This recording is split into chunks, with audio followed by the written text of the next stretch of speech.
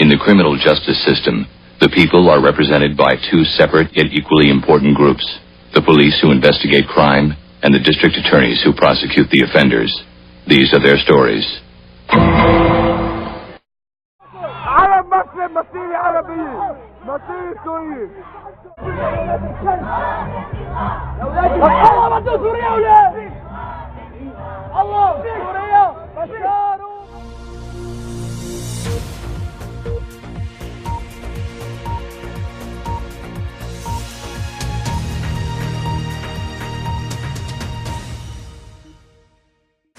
We're back with BBC 2 o'clock news, and we just received groundbreaking information coming straight from the International Criminal Court, where the trial against Bashar al Assad, the Syrian president, is currently underway. Syria is undergoing the exhausting and devastating process of dodging the attacks between the forces of Bashar al Assad and those who oppose his rule. The continuously escalating conflict has already caused for thousands of deaths, and the reason for millions being obligated to flee the country.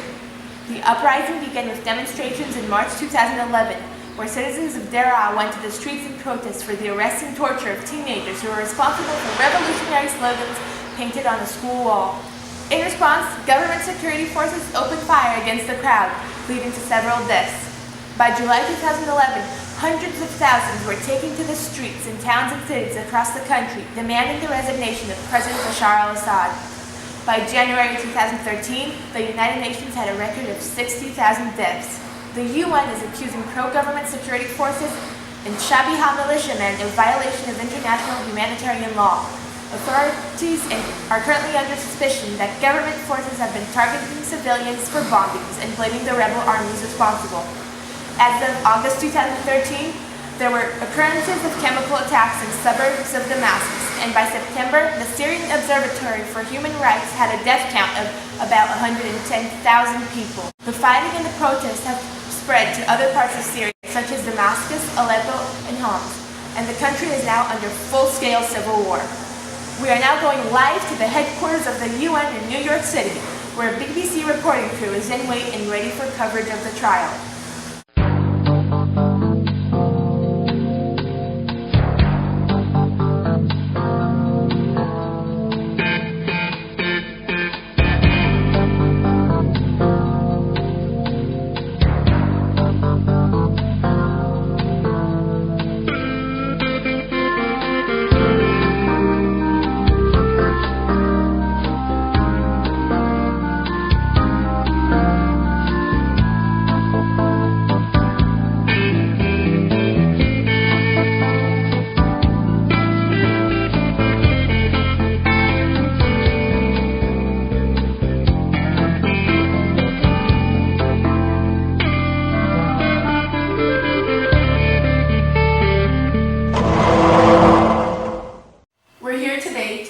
Bashar al Assad under the charges of use of chemical weapons, use of indiscriminate missile attacks, acts of torture and degrading human treatment, systematic killings and use of violence by governmental forces, mass arrest, abduction, enforced disappearance and detention of civilians, deprivation of food and water, restriction and denial of access to hospital.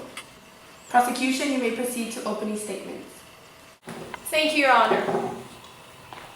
Gas, gas, quick voice, an ecstasy of fumbling, fitting the clumsy helmets just in time. But there was someone still out there, yelling and stumbling, and flying like a man in fire or lime.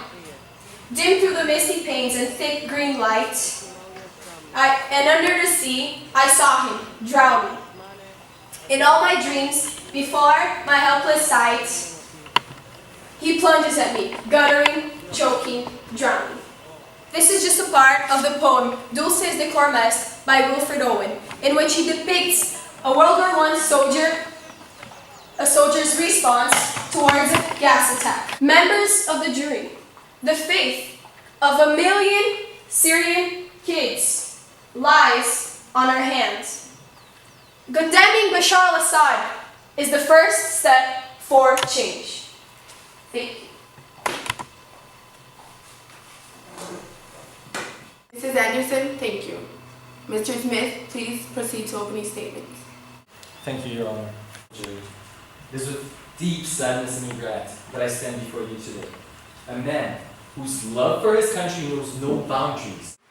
Misguided, opportunistic foreign powers wish to exploit Syria's unstable political situation and overthrow legitimate presidents and replace him with vile rebels who, despite their brutality and lack of morals, are much more likely to play into the hands of these very same Western powers. Please, please, please, let us not commit the same mistakes of the past. Let us not allow an Arab leader to serve as a puppet for Western interests. May justice and truth reign in this court, not money and subterfuge. Please, for the love of God, let us have a just trial. Prosecution, you may call up your first witness. I call Abdul Ahad from the Free Syrian Army to the stand.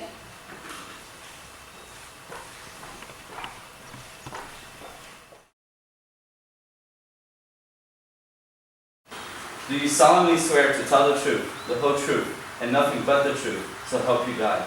I swear. You may proceed to questioning. Thank you, Your Honor. May the soldier please express your feelings when I pronounce the word Bashar, B-A-S-H. Objection. Under what grounds? Relevance. Your Honor, I'm reaching a point. Overruled. You may continue. Yes, soldier. I don't even know how I can be in the same room as that man. Soldier. Yes, Bashar, the one who loves his country and citizens. Can you express how Bashar has reacted to some of your first initial peaceful protests? How Al Assad army are killing and injuring innocent people who are only asking for freedom and a better life, but now wanting freedom is a crime. Maybe the real crime is wanting a future for their kids that are buried under the ground because someone who wants to be their president so much is willing to eliminate them for it. The people are still falling down. This dictatorial regime and the world is trying to stop with no results on the ground, just words here and there. The missile attack killed more than 18 people, including soldiers, from their army and from ours. The president should lead a transitional government and agree to peace talks. So many people have died and more than 2 million Syrians have fled the country. Everyone hates Assad, but it's a regime that has been in power for more than 40 years, and the mukhabarat pervades the society. People do not trust each other. It's difficult to organize, and those who try to organize obviously haven't lived in Syria. You may call up your second witness. Fulana al-Fulani, I call you up to the stand. Can you please tell the court and narrate why you left Syria and went to Turkey? I had to flee due to the worsening humanitarian situations. My house was bombed and demolished.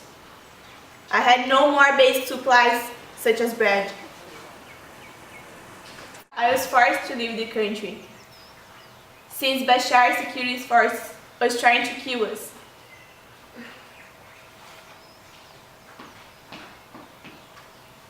I did not plan to flee to Turkey. It was an immediate solution and the only option I had, because you put in my name in the blacklist.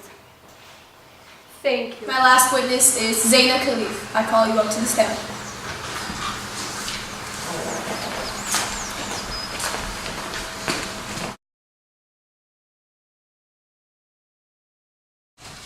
Zaina, can you please narrate the occurrences in Damascus? I remember the day so clearly. August 21st, 2013. Me and my son were walking hand in hand down the street, unaware that he had been exposed to the sarin gas sent out by the Syrian government. He began showing symptoms as we were walking down the street.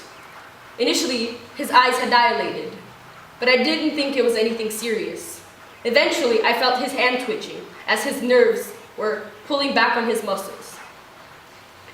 I tried to understand what was going on, but it was too late. He fell to the ground and began convulsing. Some people around me tried to help. We tried to take him back to the hospital, but it was too late. The lines were too big and no one helped me.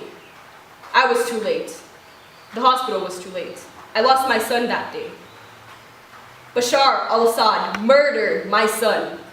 Zaina, what is your emotional stand today? How are your feelings toward Bashar? You want to know my feelings towards the president? Where I live, there are no hospitals. They were bombed by the government as a way to gain military advantage by depriving anti-government armed groups and their perceived supporters of medical assistance. Maybe if my son had eaten enough that day, maybe he would be alive. Maybe the dosage wouldn't have been lethal. Maybe in this way, he would still be here with me. Hate is not a word strong enough to define my feelings towards Bashar. I want him gone, locked behind bars where he belongs. If someone should be blamed by the chaos that plagues Syria at the moment, it should be the rebels, as well as the meddlesome foreign powers such as the US, who interfere with the country's political struggle. Under Bashar's rule, the country was enjoying peace and steadily, albeit slowly, progressing. The death of your son is a consequence of the action of these gritty soldiers. Would you not rather return to a steadily progressing country on its way towards democracy than an even more brutal rule? Would you not rather have the hospitals and food once again serve the people as they should? What leads you to believe the rebels would be able to match this progress? Also, why do you believe they would be less violent or oppressive than the current regime? Living in peace? You honestly don't know what you're talking about. Living under a dictatorship is never peaceful. It is never steady. There is no progress. Maybe it's because you live in a free country that you make such atrocious claims. The rebels are our heroes. I will never ever call them what you wish me to. They are fighting for our rights. The rights that so many people who live in democracies overlook. I know for a fact that the fighters loyal to President Bashar al Assad purposefully denied people medical health care and claimed it to be a weapon of war. Your Honor, we request a recess. Court is now in recess. We will reconvene 9 a.m. tomorrow. Court is now in session. Defense, you may bring in your first witness. I call up Mohammed Nazir.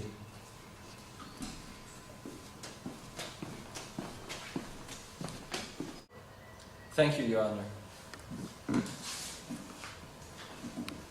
Could you please give us your opinion on the war raging through Syria? While many portray Bashar as a tyrant, you consider him a hero, don't you? Why do you, nationalist soldiers, consider him a hero? And why do you fight for him? War in Syria is not a fight for democracy, not a fight for our rights. It's a simple power struggle. In fact, Bashar has even gradually cooperated a Syrian transition into a democracy. Under Bashar's rule, the country enjoyed its economic advantages, allowing me to have a better life. Minorities, both cultural and religious, were also allowed to enjoy a great deal of freedom and express themselves. I protect all of the things we have won, and the men who gave themselves to us. Bashar al Assad, our guardian angel. There have been various claims of abductions, arrests, and various other infringements on human rights under Bashar's rule. What do you have to say about that? And I've seen ads of the USA saying that Bashar al Assad is not our savior, but the plague spreading through Syria. They don't know what it means to be at war, as the USA just comes in and butts into other countries' despair and wars. And that means that the Syrian government has to employ different tactics to keep their power, such as eliminating oppositions, killings, and trying to oppress all these rebellions. Prosecution, you may now question the witness. Thank you, Your Honor. Those who hate the Lion of Syria are sons of bitches. These were just some of the many expressions used on your nationalistic posters. How can you consider Bashar al Assad such a hero What other benefits has he given to you, instead a part of the economic ones? Growing up in Damascus as a child, our new president, Bashar al Assad, was depicted by many Syrians as weak, inverted, a hesitant child, shy.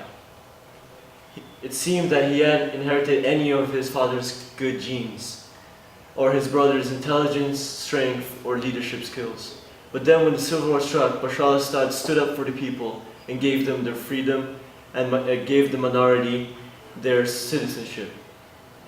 The people even stood up to him and thanked him with the new word freedom, or azid in Syrian. And yes, they are sons bitches for not thanking him for what they gave the countries. Not economic, but he gave freedom to the minorities and gave civil rights to the religious so they could commune and spread their ideas. Thank you. Thank you. No further questions, Your Honor.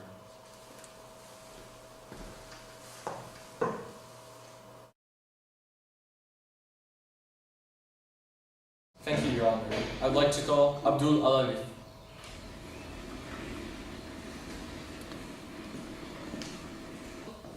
Thank you, Your Honor.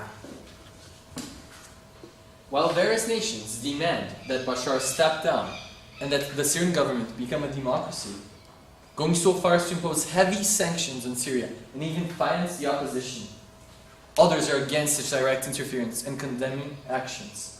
What can you tell us about the positive points of the Bashar administration? Is Bashar such a tyrant, or has there been excessive and misleading propaganda portraying him as such? Various nations do not have good points and answers to the Syrian problem. Assad may be a friend, but I, speaking as a government official, believe that he poses no imminent threat to the United States or to our people. He stated earlier on that democracy was, and I quote, a tool to a better life, though he added that democracy could not be rushed in Syria. In his first year as president, he promised to reform the corruption in the government and spoke of moving Syria toward the computer technology. When Bashar took the reins of government, Syria's economy was in terrible shape. Lost were decades of support from the Soviet Union after its collapse in 1991.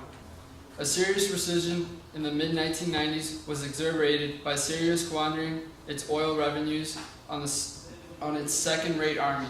However, by 2001, Syria was showed many of the signs of modern society, including cell phones, satellite television, trendy restaurants, and internet cafes. Minorities, both social and religious, are able to enjoy more freedom than they ever have. Our laws do not persecute against different religions and are contemporary laws in accordance with the Western laws. Thank you. No further questions, Your Honor. Good morning and welcome to Al Jazeera's 7 o'clock news.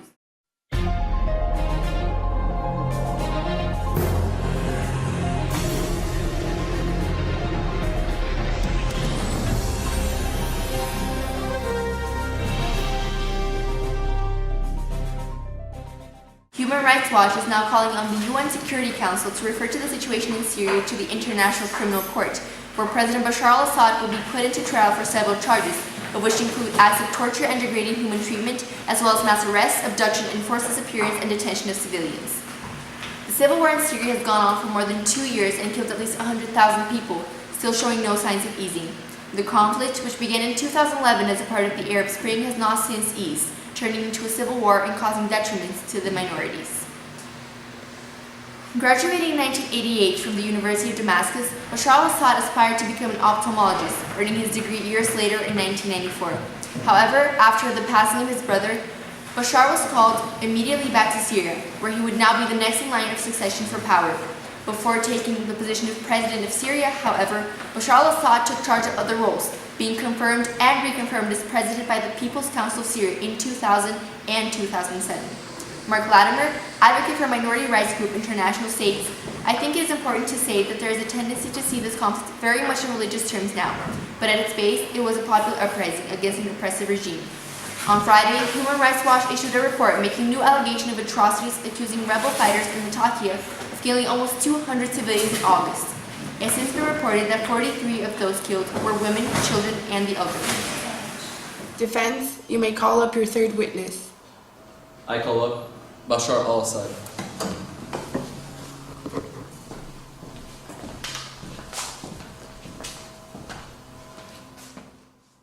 Do you swear to tell the truth, the whole truth, and nothing but the truth, so help you God? I swear. Defense, you may question the witness. Thank you, Your Honor. Bashar al Assad, since the beginning of your rule, you have claimed to seek a just rule. You have expended considerably on civil liberties. What then would lead you to kill your own people? What do you have to say in relation to the charges that accuse you of committing crimes against humanity? Terrorists led me to killing my own people. The rebels, who stand protected by international powers, provoked me into taking action or allowing the country to succumb into chaos. However, I will pardon those misled, but I will not tolerate any of those who perpetrated bloodshed. The country will never abandon its sons in moments of ordeal. I will stand by it morally and financially. They can charge me with whatever they want. However, if they pledge me guilty, they should also pledge the rebels guilty. Thank you, Mr. President. You have been accused of utilizing chemical weapons in Damascus, harming hundreds. In relation to the charges that accuse you of using chemical weapons, what do you have to say? Suppose our army wishes to use chemical weapons. Why would we use them in Damascus, where our own soldiers were located and wounded by them, as the UN inspectors have noted when they entered our hospitals? Where is the logic? No further questions, Your Honor. Prosecution, you may now question the witness. Bashar, do you know what's this? Do you know what's this list? 1,474 dead civilians that you killed. You killed. Does it just mean that because this is a total war, the deaths are of no value? In the West, when you talk about numbers, you seem to talk of it like spreadsheets. Whether it be 1 million, 5 million, or 700,000, or 70,000 victims, it makes no difference. It's not an auction, it's a tragedy. Thank you, Your Honor. Bashar, does that mean that you're the innocent one, and you didn't conduct all the crimes against humanity, which are recorded among interviews, videos? The rebels were the one who did everything. If you are accusing me of gas attacks and mass killings, no. My government, we did not use chemical weapons. This is a misstatement. So the picture you've painted of me is that of a man who kills his own people? Who isn't against me? You've got the United States, the West, the richest countries in the Arabs, and Turkey. But my own people still support me. Am I a Superman? No. So how can I still stay in power after 2 years and a half in this crisis? It's because a big part of the Syrian people support me. It might not be 50%, but a big part of them still makes me a legitimate government. That is very simple. And where is another leader who would similarly be legitimate? Once again, I dare Obama to give a single piece of evidence, a single shred. The only thing that he has is lies. He cannot prove any of my crimes. Just as your lawyer said, the killings in Aleppo was just a counter-reaction to the civil crisis. And so, just as Hitler killed 1 million Jews because it was necessary, you're also killing the civilians because it was necessary, since it was a civil war.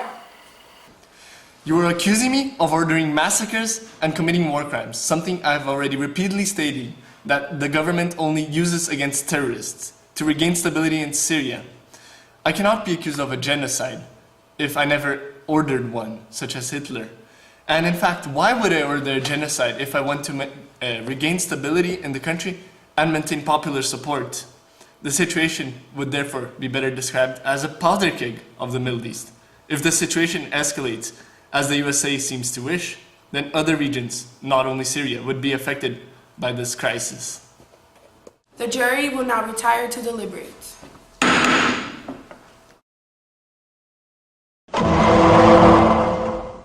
The jury has reached a verdict.